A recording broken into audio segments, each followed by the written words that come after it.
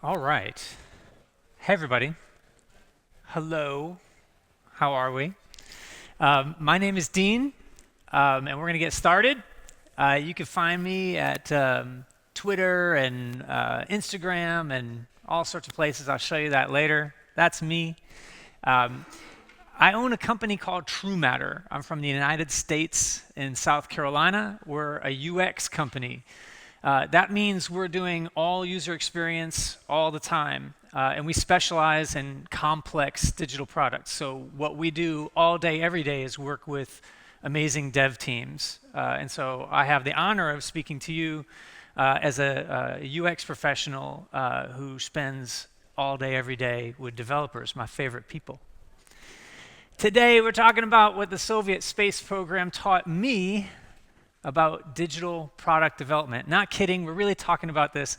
It's going to be a lot of fun, I think, and hopefully we'll learn something about an amazing part of history, but we'll also think a little bit about what we're doing, where we're working, how we're going about our lives as developers. All right, so we're going to get right into it. We're going to go right to a stage in history back in time. The year was 1968. That's a good bit a while ago. And these two little steppe tortoises made history. They're going to be the first Earthlings to fly around the moon and come back. And the spacecraft is called the Zond 5. This is a Soviet spacecraft. They're going to put these tortoises in orbit. And it does, it happens. They put them in the spacecraft. It goes all the way around the moon. It comes back, but there's trouble on re-entry. And instead of landing where it was supposed to land in Kazakhstan, it sort of crash lands in the Indian Ocean. And the Americans heard that this was going to happen. They saw what's going to happen. And so they rush to the Indian Ocean to see where this thing splashes down. All right, and this is it. All right, this is the Zond 5 splashing down. And the Americans get there before the Soviets can get it out of the water. And we take all sorts of pictures. Ta-da! And when we looked at these pictures and analyzed them, the United States said, hey, it's 1968, and that's what they're putting in space? We've got no problems. The United States was like, we are really far ahead. We're way farther ahead than we thought we were. Now, the question I have is, what went wrong when we think of the Soviets and their space program? All right? Because in 1968, they're putting up a couple of tortoises. 3 months later, the United States did the same thing, only with people. And they put astronauts all the way around the moon. They come back. Soviet Union at that point is no longer a threat to get to the moon first. In fact, they're so much not a threat, they decide to essentially abandon the race at that point, yielding it to the Americans. What happened? Right? The Soviets started out in the lead on everything. The Americans were very far behind, yet by Zond 5, it's over. What happened? What went wrong?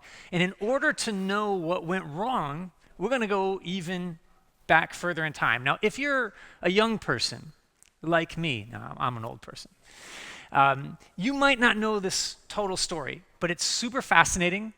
And there's a lot of stuff in here that you should Google more of later because it's great stuff and it's all about the beauty of engineering. Well, mostly. Okay, brief history of the space race.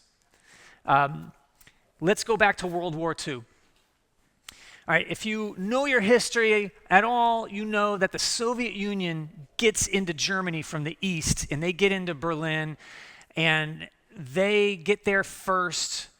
And they have a lot on their mind. Besides crushing the Nazis, they want rocket scientists and they want rocket technology. Now, the Americans wanted that too, but the Soviets were very, very serious about it because at the time, the Nazi regime had put forth this technology, the V2 rocket. And at the end of the war, the V2 is, they're shooting the V2 over at London fairly successfully. And every military mind is thinking, rockets, this is the future. The Soviets want rocket technology. So when they get into Germany, they are looking everywhere for V2 rockets, V2 labs, and mostly V2 rocket scientists. And they capture a lot of both. And what this does is it gets them several things. It gets them a massive head start on rocket technology. There we go. But it also gives them a military vision. They think not only can rockets go far and hit targets, it wasn't that long after the end of World War II that the United States and Soviet Union now have nuclear capability, and they start immediately thinking, we can put nuclear warheads on these rockets. And the Soviets immediately are developing this rocket nuclear delivery system, basically creating the ICBM program, intercontinental ballistic missile. Now we send a missile all the way from where we are to all the way to where you are, and we're leveling the playing field. Right? So this leads, of course, to a huge part of the Cold War. This is the United States and Soviet Union. They can't fight each other, okay, because fighting is too risky. If you remember the term people used, or the phrase people used, was mutually assured destruction. You fire nuclear missiles at me, I fire nuclear missiles at you, everyone suffers, no one wants to start. Yet we're still in conflict. So the Soviet Union and the United States settle into conflict by nearly every other means you could think of. Proxy wars. They care deeply about propaganda and athletics and military capability and general societal capabilities. Competition everywhere. And of course, there's competition in space. So as we're thinking about the ability to get into space in the 50s, we're also thinking competitively, right? The Soviet Union and the United States. Now, everyone saw space as the next frontier for military uses. That was the idea. We want to be the first, Soviet Union, United States, to militarize space, right? That was the idea. And there's a fear that everyone had about that as well. Space race starts happening, and everyone knows what everyone's trying to do. We're trying to get a satellite into space, all of that. But the end result, the end goal is, from the beginning, is clearly the moon. All right, that is assumed to be the pinnacle. At the time, thought of just the greatest engineering feat that humanity could do, get to the moon. Both countries desperately wanted to be first to do this. And that was sort of the whole idea, create a program to get you there. The Soviets, they basically strike first, so to speak, in 1957 with Sputnik 1. Now, this is 12 years after the end of World War II. And imagine yourself in America, and you get on the news comes on, and Walter Cronkite tells you that there is a satellite, a Soviet satellite, flying right above you right now.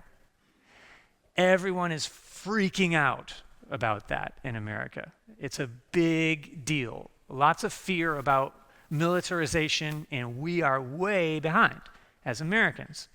So that sort of jumpstarts the American space program more. But the Soviets have a huge lead. Remember, huge lead. They've been working on this forever. And we'll get into a lot about how they were working in a minute. But the Soviets, not just first to Sputnik 1, they were first to like everything. All right, they did everything first. It's an amazing space program. They did all of this stuff first and more. This is just the list I could kind of fit on the screen. Okay. The first person to orbit the Earth, first woman in space, first spacewalk, which we're going to talk about. They did all this stuff before the Americans. Now, in many cases, the Americans weren't that far behind, but far behind enough to not be able to be first, and really, in many cases, no chance of being first. So, I ask the question again. Why did it happen? Because we know the United States caught up. We know history, right? The United States did get to the moon first. So what happened? How could an engineering program with that big of a lead falter and fail to hit the main goal to another team that started with a lot less enthusiasm and energy and had to catch up, right? We know the Americans got to the moon first. Here it is. It's not a Soviet flag. So why? I just want to know why. Now, I'm a space nut, I love this stuff. I read all books about this stuff. I've got a telescope. I dig it. And when I was, studying on this and reading on this is the thing that always hit me. Why? Why did it happen this way? Why did history go this way?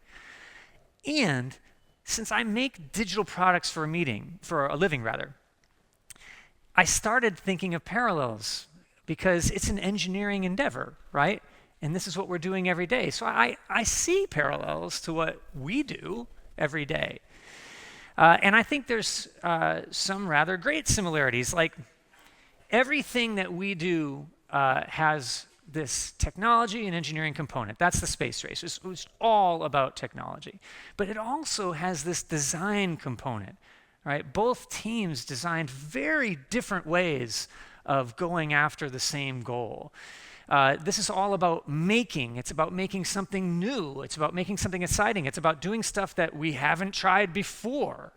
Both of these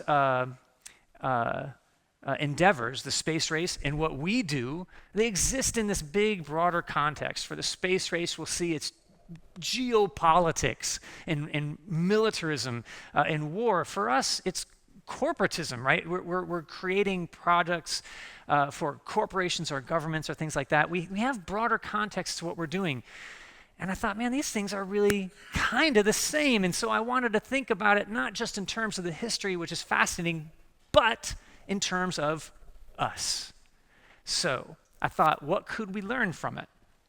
Now, you can learn an awful lot it turns out, about how the Soviet Union approached this and about how the Americans approached this. So I'm going to give you a few different things that I learned along the way, and I think they are what we'd call a cautionary tale. Right? It's something to be concerned about in terms of how we think and how we work.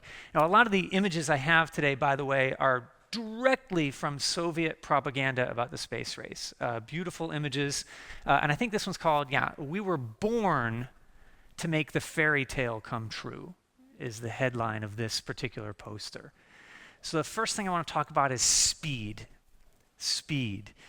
Now, the USSR was serious about going fast. All right, they wanted to be first. That was their primary goal. We are going to be first. So they bootstrapped everything. They bulldogged everything. They cut corners like you cannot believe. They would launch stuff. Forget about testing only a little bit. They would not test at all. They would do all sorts of crazy experimental things the first time on the real launch, the real thing, which we'll see that in a minute. They did everything they could to be first, everything. Let me tell you, if you let the Americans beat you to something, you're not just getting fired if you're in the Soviet Union. It's worse for you.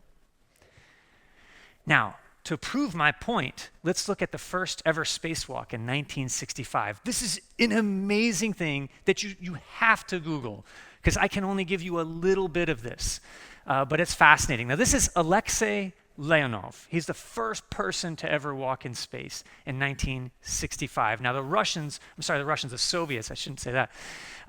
They were very, very serious about this, and they wanted to get Alexei in space first. They go on this module called the Voskhod 2. Okay. Now, as you can imagine, the Voskhod 2 is simply the Voskhod 1 retrofitted, okay, for a specific purpose. What are we going to do? Let's just fix the thing we've got, okay? So this is it, all right? Nice little module. But here's the thing. the Voskhod 1 wasn't set up for a spacewalk. All right, so Voskhod 2 is just made just for the spacewalk. So they have to change a lot of stuff because someone's going to go out of a spacecraft for the first time. So they do things that, kind of necessary, like they get rid of all the ejection seats. There's no ability to escape at launch. There's no ability to escape at landing.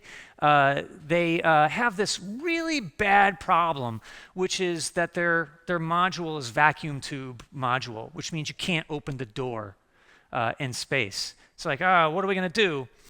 We don't have time to make something better. I know. We're just going to make this inflatable airlock, and we're just going to stick it on the door, which they really did. Okay, and there it is, that little inflatable airlock that you have to stick on there and inflate after you're up in space and then go on out. Okay, now this is an illustration of a spacewalk. Let me tell you what happened. 12 minutes. Okay, Alexei Leonov is out there for 12 minutes. They were 12 very scary minutes. First of all, Leonov, he's wearing a spacesuit that was experimental. He had never worn it before. Okay, this is his first time ever wearing it. He gets outside. Of course, they have to attach that whole inflatable airlock. He gets outside. Okay, so far so good. But his spacesuit starts like blowing up. All right, and he has a pressure problem in his spacesuit. Now, this guy, he's a tough guy, so he's like, well, what am I going to do? Because in his radio, everyone's yelling at him, get inside. You gotta hurry up. You can't be out there. So he's like, well, I can't get back inside. It's an inflatable airlock. I am now too big. So he vents oxygen from his suit, which gives him decompression sickness. But he gets small enough to get back inside. He's got no time, he's hurrying, so he freaks out and he goes in the wrong way, okay? He has to turn around inside that little inflatable thing I showed you. He does. His heart rate is up to here. He's sweating so much, he fills his boots with sweat to over his boots. He's sloshing around in his own sweat. He barely makes it in on time, but he does. He makes it inside. Unbelievable that he didn't die, by the way. But that wasn't it, because on re-entry, there was a serious problem, and they, instead of getting to the place they were supposed to land safely, no, they crashed into the Ural Mountains. He and his fellow cosmonaut had to stay there for like 2 days in sub-zero temperatures waiting to be rescued. Can't believe the dude lived. Okay, that's the first human spacewalk. So I am asking an easy question there, right? What did the Russians sacrifice, the Soviets rather, sacrifice for all the speed? Because they did do it, but it's kind of a miracle, right? It was just as easy that Leonov could have died. In fact, there were many points at which he could have died. Again, you should Google that. Well, here's what happened first. Every subsequent launch of the Voskhod was scrapped. It was deemed too risky and too dangerous to do it again. All right, I just wanted to say it again. The Soviet Union said it's too risky and too dangerous, which is really saying something, okay? So that's all done. No more Voskhod. Now, here's where I start thinking about, I can't help but think about quality and speed because of the industry I'm in. And so I'm thinking, I work with a lot of teams that really want to go super fast and they want to develop an MVP. In fact, we're so used to things moving fast and we're so used to things having to get done super quick. We did give it that name, right? MVP and minimum viable. It's a terrible name really because it can be a wonderful thing, minimum viable. Or it could be a horrible thing, minimum viable, all right? But it's all about speed. And last time I looked, our industry, before you think I'm not being fair to us by comparing us to the Soviet Union here, our industry is not like known for error-free products, okay? We're just not. We're not known for creating things with amazing user experience because we just basically don't. The whole reason I have a job and will have a job for the rest of my career is that a lot of software is terrible and frustrating and awful, and people need to fix it. All right, so that's just the way it is. We accept it, and it's something that we we shouldn't accept, right? We've sacrificed something. And the thing is, MVP as a rule, it's actually really great, right? Because it's a response to something that was awful. It was a response to bloated schedules and terrible processes and delay culture and all this stuff. It's just awful, awful stuff. I know, I got an idea. Let's actually ship something. And then let's evolve it and fix it and continually improve it. It's an awesome idea, okay? The problem is, I don't know about your experience, but in my experience, been doing this for a while, what happens usually is people rush to get the MVP out. Then the MVP is done, like, whew, that's done. I got another project, another MVP. And they don't really evolve these things much at all. That's what we're supposed to do, okay? But we're not doing that. We're just going for speed. So we're sacrificing quality on the altar of speed. And that's exactly what the Soviet Union did. Now, sometimes they did it, but, Leonov could have just died. Okay, that's a squandered promise in my book, right? For us, for them. So really what I want to think about is redefining what we think by speed and minimal. Like, obviously we've got to ship, obviously we got to do that. And then, you don't always have control over this stuff, right? Because you're just in a team and this is what you have to do. Our job is to think more deliberately. Our job is to rethink what a minimal thing is. What is quality? Now, we can think that in our own practice, of creating software. And we can encourage our teams to do better. I'll give you another thing you can do later in the talk. But for me, quality is the thing that ultimately wins. And here's how I know that it ultimately wins. Besides the fact that quality products are things that people love and use, right, and come back to, right, okay.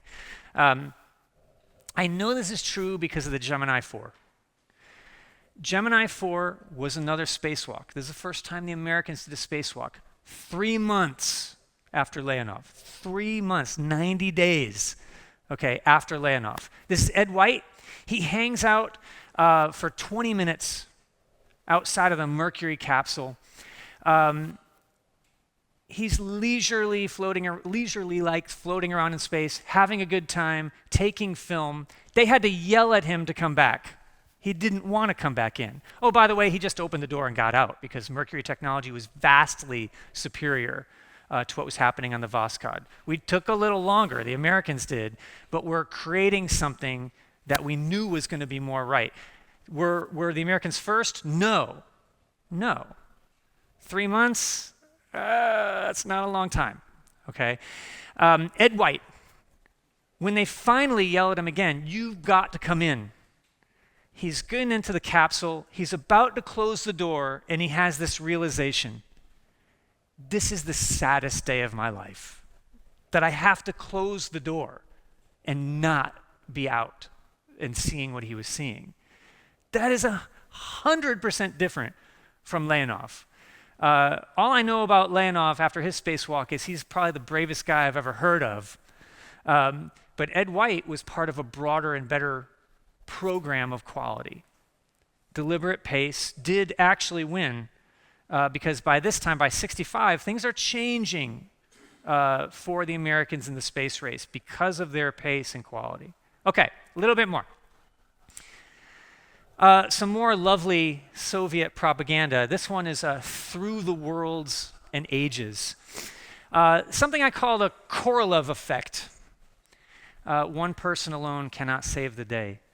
I want you to meet someone from the Soviet space program known as the architect or the integral. He was unknown to the United States. We just knew there was a guy. That's all we knew. And this is the guy, Sergei Korolev. He was a colonel in the Red Army and a scientist. And Stalin threw like all of the scientists in the Gulag. It was just a thing Stalin tended to do. But at the end of World War II, the desperate drive to understand rockets saved Korolev, because Korolev knew rockets. So they get him out of the Gulag. put him in another kind of prison and puts his family under threat, all that stuff. But he's going to drive rocket technology for the militarization of rockets. But Korolev loves space. And he's like, I know what these rockets can do. I want to go to space. So he's kind of like lying to the military about all of his goals, but he becomes the guy. He is the man in the Soviet Union in terms of their space program. I mean, nothing happened if it wasn't for him. He was even the guy who went to Khrushchev and said, hey, listen, military is fine, but do you realize what we could do with propaganda in space? And Khrushchev's like, oh, tell me more. And that's all how this drive occurs. And in the back of his mind, Korolev's like, yes, space. Let's go to the moon. Let's go to Mars. He's very excited about that. And he pushes everything in the Soviet program. And it's just basically proof that one person can change things, okay? Without a doubt, history is full of examples of this, and Korolev is one of them. In terms of the Soviet space program, this is the stuff he did, which is to say, all of it. If a thing happened, he did it, he led it,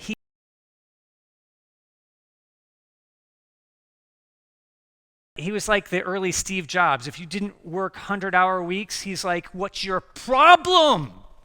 You know, we're trying to do something great. This is Korolev. But there's a problem with Korolev. Look at this coin, 1907 to 1966. Korolev suddenly dies in the middle of the space race. I mean, it's just like 1 week he's there, another week he's gone. And the Soviet space program suffers mightily because he did everything. And he pushed everyone down. He wanted his competition down and out. I'm the guy. Well, obviously, we've got a flaw here. If one person is that important to a program, to your team, to whatever, right? When Korolev died, there's immediately a power vacuum in terms of the Soviet Union and in terms of what they're doing in the space race. Everyone wanted his job. So they're all fighting for his job. So when you're fighting for a job, you want to accomplish something, right? You want to be the person who's seen to do great and do things wonderfully. So you want to achieve, and you want to impress the military, and you want to impress Khrushchev. So what do? You launch something. You do something. So the Soviet Union, if this were possible, got even more reckless after Korolev dies because everyone wants to have an achievement and become Korolev, right? So the very next launch is the Soyuz 1. Now the Soviet Union has an ignominious first. This is the first death in spaceflight, the very next launch, because the Soyuz 1 was launched even though there were at least, now keep in mind, this is what the Soviets said, and then we found out afterwards. It was probably worse. At least 200 engineering flaws in the Soyuz 1, okay? So naturally, we launch, right? And that launch was full of all these problems and, of course, led to the death of this guy, but they did give him a commemorative stamp, so there's that. Okay. For me, this is familiar as well because I think of us and I think of a lot of the teams I've been on, a lot of the development teams I've been on, and I've had the pleasure of working with some amazing architects and developers. And they're superstars, right? But I also noticed another thing, especially in the companies we work for. I'll look at we're working on a project with a big company, and I'm like, there's a person on that team, and if they quit, oh my goodness. I don't even know how they'll do this project. I don't even know who would know anything about the project. This happens all the time. We're kind of like a talent-driven culture, and we talk about process all the time, but for people who talk about process all the time, we're not very good at it. So you got superstars, they got tons of domain knowledge, especially on systems that exist. Some people might be the only one who knows something about an old system. You got stakeholders or leaders who by their own force of will can destroy everything. Just one person. So that leads me to think, what should we do differently? Certainly the Soviet Union should have not have relied on Korolev the way they did, but their system was driven to that. That's what their system was like. It almost demanded that a Korolev exist. The American system was different. It was definitely way more spread out. It was more broad, and it was more deliberative, more people, more systems. Soviets, not so much. So I think about this a lot because I see on my team, whenever I don't feel we have processes that are good enough, I see it on other dev teams we work with all the time, that people are forcing things through on talent. So I think about it this way. Sometimes you can't change what an organization is doing. You're a part of a team, and you're not in an authority position to change it. But I know that if you are that superstar, there are things you can do right now. You can start thinking differently about how you act and about how you work.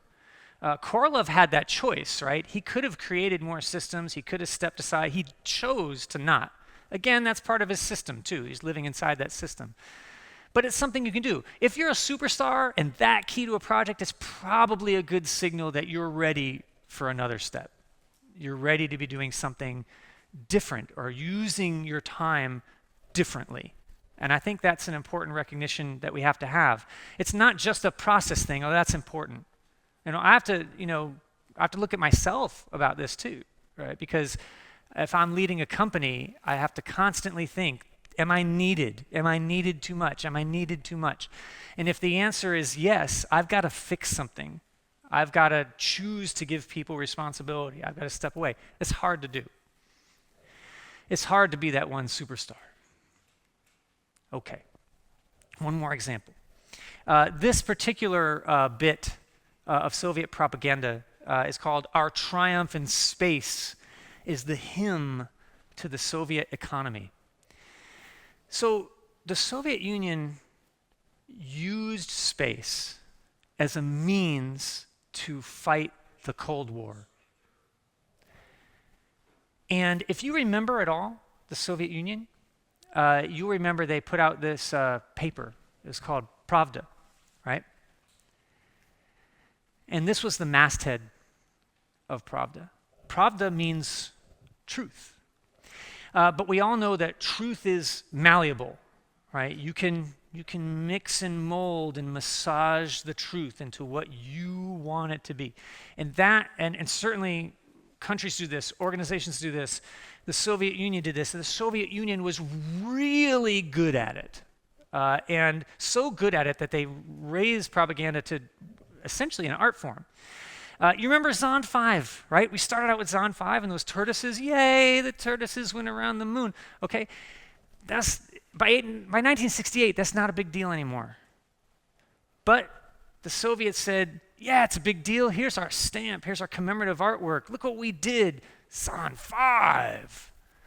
Yeah, notice when that came out. That came out in 1969, that stamp, when Americans were on the moon. Okay, so the Zond 5 was a last-ditch attempt at a propaganda win when the battle was already lost. But that didn't matter to the Soviet Union. It was all propaganda. They're so good at it. Khrushchev, he sends a note to the president every time the Soviets were first to something.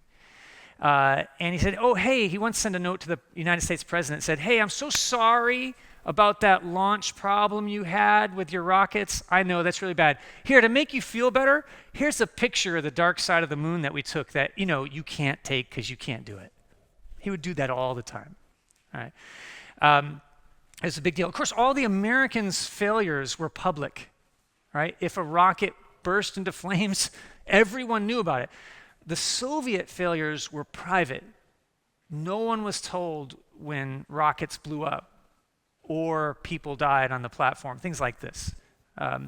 It was just different system. Okay, so let's look at some space pravda. This is some beautiful imagery that the Soviet Union puts out to its own society. They put out all sorts of things, posters, artwork, everything. And these are all basically saying, we were meant to this victory. This is the victory of our people, the victory of our system. This is what all this stuff says, okay?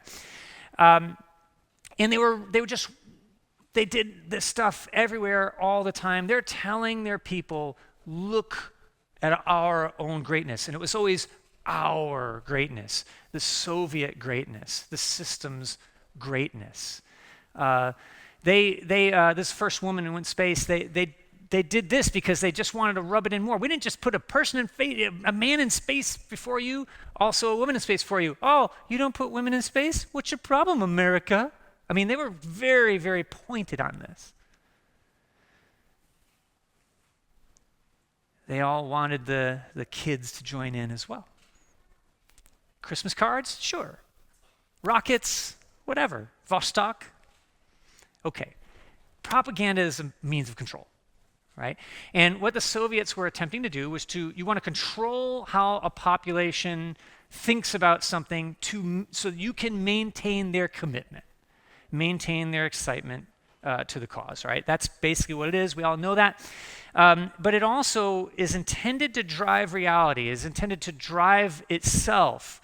So in terms of the Soviet Union, how do they use propaganda? Well, first of all of the stuff that they did to launch spacecraft and be the first to this, that, and the other, they almost always timed it to specific important dates in the history of the Soviet Union. This is the anniversary of when Lenin did this. This is the anniversary of something else. That's when we have to launch. And the engineers might say something like, but we can't launch by that date. And then, of course, the leaders would say, you're launching on this date. That's it, right? Because we have a whole propaganda apparatus. They would launch stuff on American holidays just to rub it in, right? It was just what they did. So they're trying to drive the superiority of their system. Very, very, very important to them.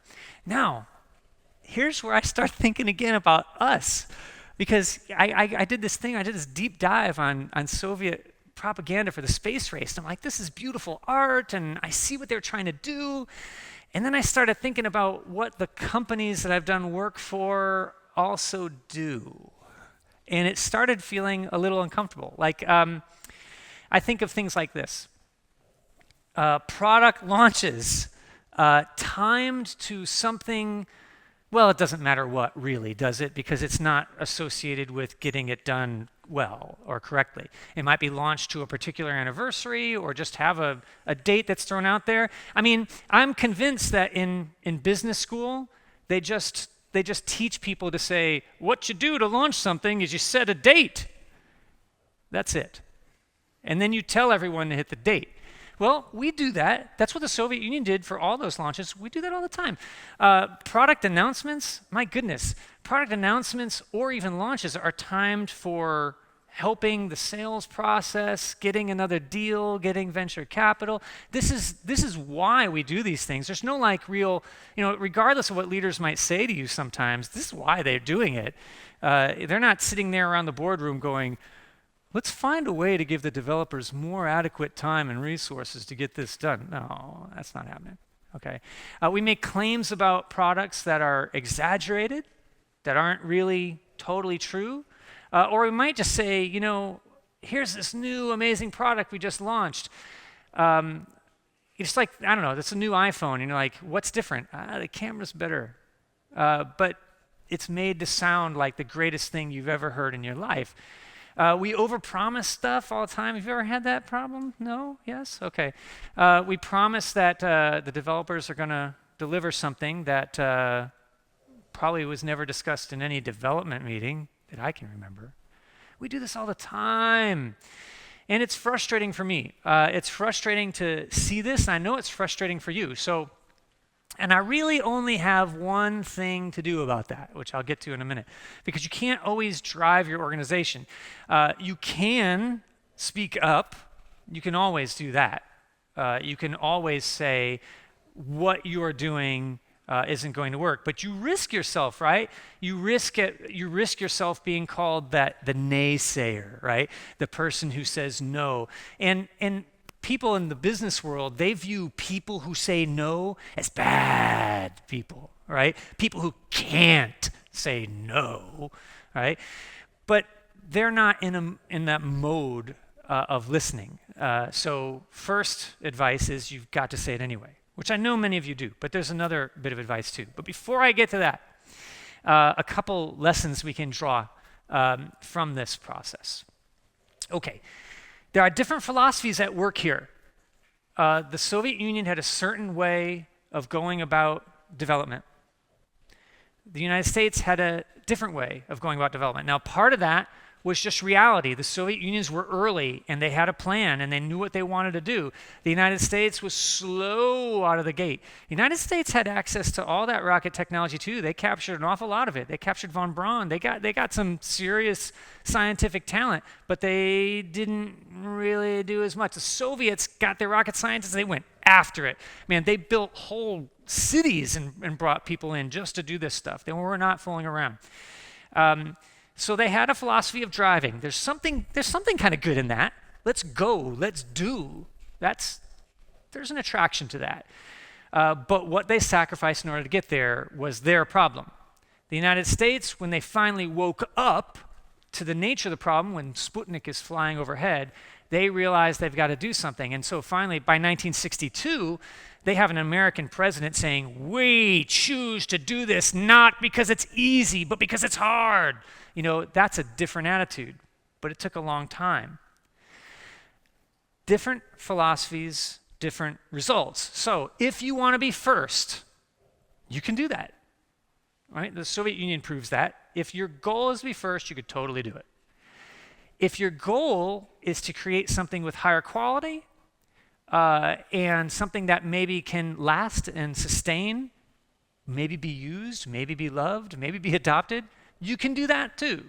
Organizationally, yes. But also, I would add personally, all right? Your approach to your own craft. You can drive toward quality and drive your teams toward quality and still move at a good pace. There's no question of that. We'll get to that in a minute.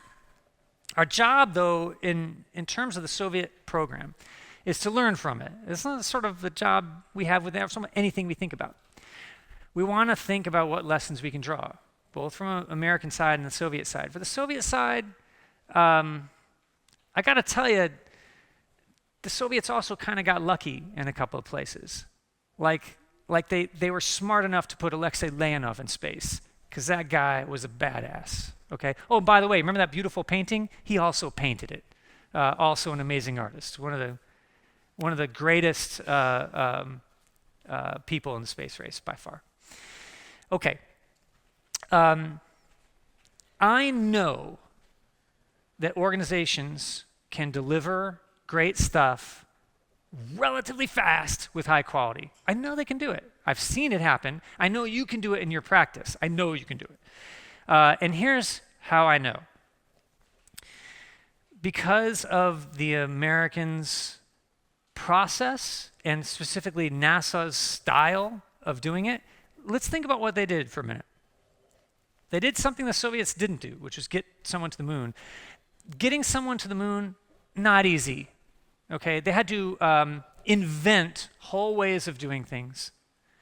Had to do things that were new, that had never been done before, things that were really hard to do, and they still had to be fast.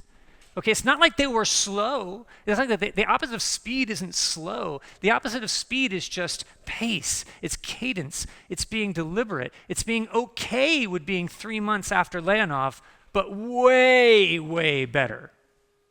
Same thing. This is what drove, in a very small period of years, the United States to go from very far behind to very far ahead and make it to the moon, obviously. They did something that wasn't impossible. It's not impossible to do things fast and do things well. It's not impossible. It's just rare. Okay? It's extraordinary is all they did. Something extraordinary, not normal. That's basically what they did. Can do both. It's just really hard. Okay, that is the Soviet space program, at least what I've learned about it. This is me. I'm here for questions, but I got to tell you, if you just want to talk space race, definitely talk to me, because I could talk about this stuff all day. And I had to leave out so much good stuff because we only had a little bit of time. But thank you. I really appreciate it. Thanks for listening.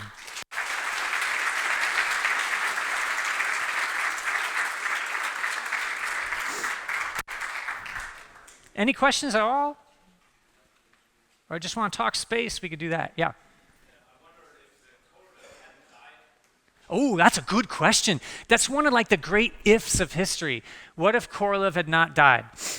My feeling is I think the United States would have still done it first, because the way Korolev was driving all the technology and the advancements, he was, even though he was central and him dying caused such a big problem, he was still driving everything with that lack of focus on quality. That was not going to change. The Soyuz one, it's possible it still would have had that problem even with Korolev. It's just that it's just like maybe Korolev would have waited a little while longer, and maybe there would only been 100 engineering faults before they launched instead of 200. I don't know. But by 66, when Korolev died, the United States was already starting to move beyond. And it was just not clear. And I should add, you all got to stay for a point that I really want to tell you. The United States should have realized something that you should realize every day in your work. You are almost always doing better than you think.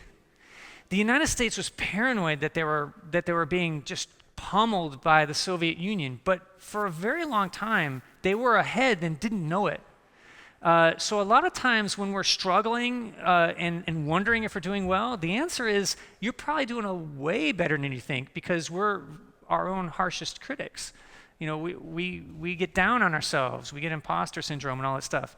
Chances are the fact that you're thinking about that is the best sign. I hope that answer. I don't know the answer.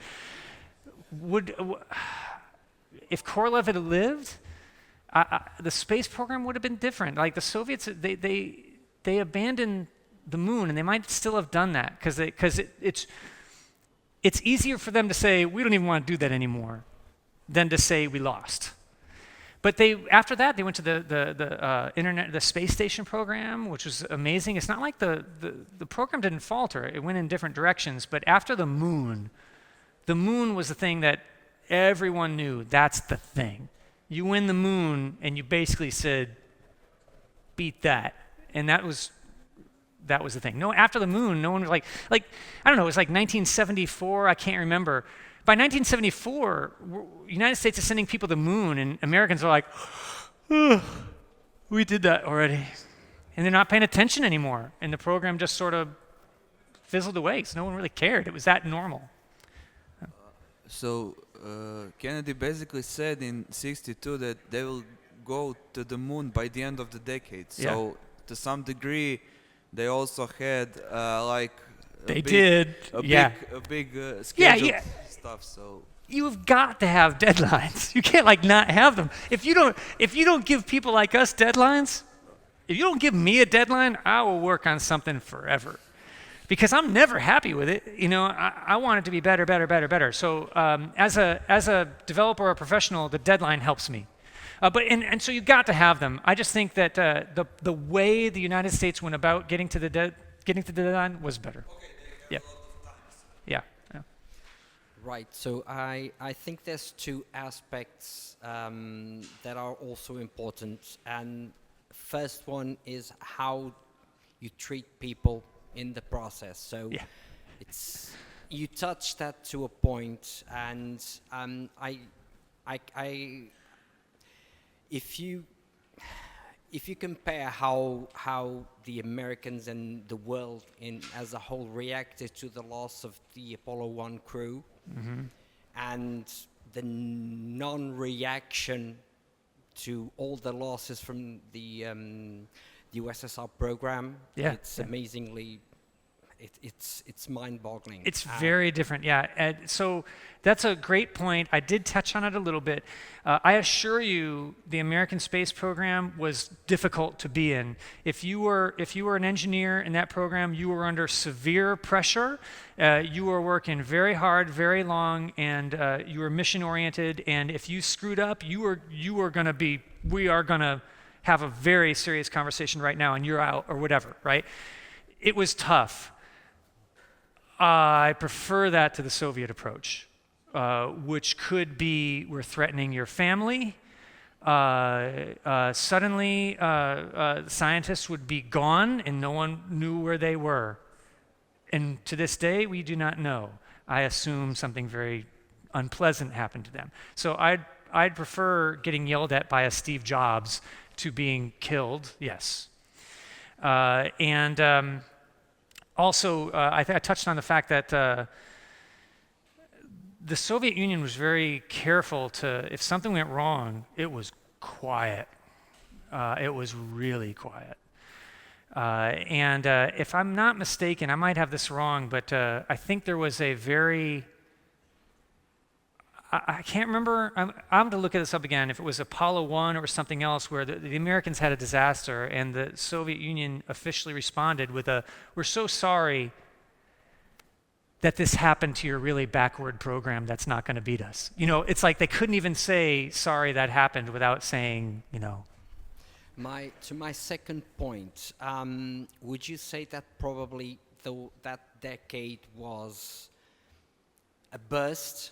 And probably it wasn't achievable to keep that pace for yes 2-3 decades because of can't do it. It's too, like, you can't run that hot. I couldn't agree more. So in an amazing decade of human achievement. I mean, we basically have. We have the internet because of this. You know, so it's like that big push in a very small period of time led to. We're still living in that world, really, in the technology that was created. So much invention in technology, miniaturization alone was probably one of the determined most of the benefits of what we get to live with. So, yeah. I think you need, what's the word I'm looking for? You can do anything with the right motivation.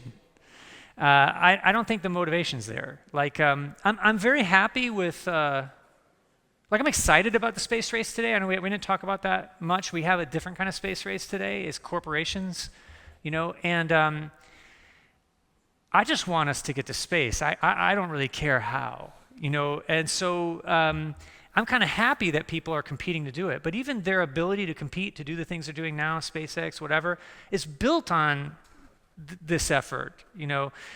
I think there's a lack of governmental motivation maybe from the United States. Certainly that's true in Russia now, where it's a matter of resources and stuff. You're seeing India do stuff, and China. I think, and I'm very excited for it. But I think the different motivations of private industry will be driving us a little bit, and I'm okay with that. I just think we need to be okay with the fact that one of these days, that SpaceX is going to send up some people, and they're not going to come back, and that's going to happen. It's too dangerous. And it reminded me of, speaking of motivation, do you remember when, you might not remember this, but this is a decade ago. I don't think it was space, maybe it was, I can't remember what company, but they said, we want to go to Mars. And would you sign up to go if you knew it was a one-way trip? It's a one-way trip. Would you sign up? And they thought, you know, I don't know, we'll get some people to sign up. Well, there's like this overwhelming number of people say, one-way trip, Mars, yes. So I was excited about that. I mean, would I go on a one-way trip to Mars? Hell yes, especially if I were the first guy, to know that, Dean, I don't know what about it, he was the first dude on Mars. That'd be great. I'd die there for that, sure. And I think a lot of people feel that way. So. Yeah, that's right. Yeah. I know exactly how to do it because that, everything went. If I just follow that book, everything will be fine. Yeah.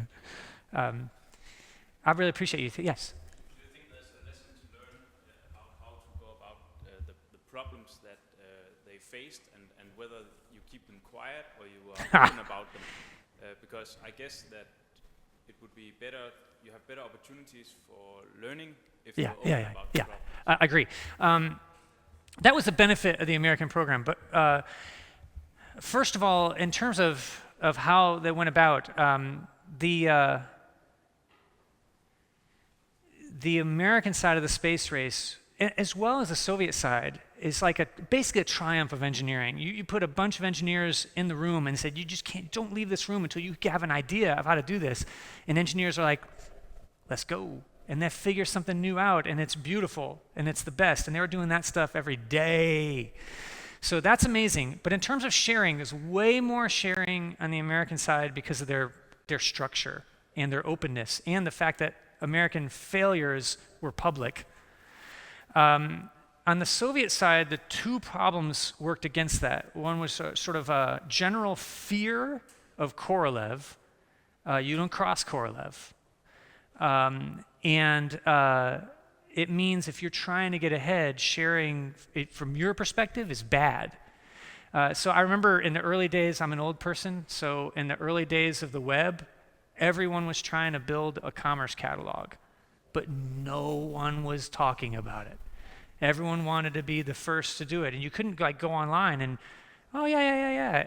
figure out stuff. It was like a couple of years into it, everyone was like, no, we're just going to share, and everyone's going to share code and talk about it more. And now it's a better culture for that. But early on, it was quiet. But in terms of the Soviet Union, and then the state itself, I think, sort of shot itself in the foot by its silence. That's my opinion. I think it's true. Did we do it? Did it happen? Are we hungry? We have lunch? Let's get out of here. All right, thanks.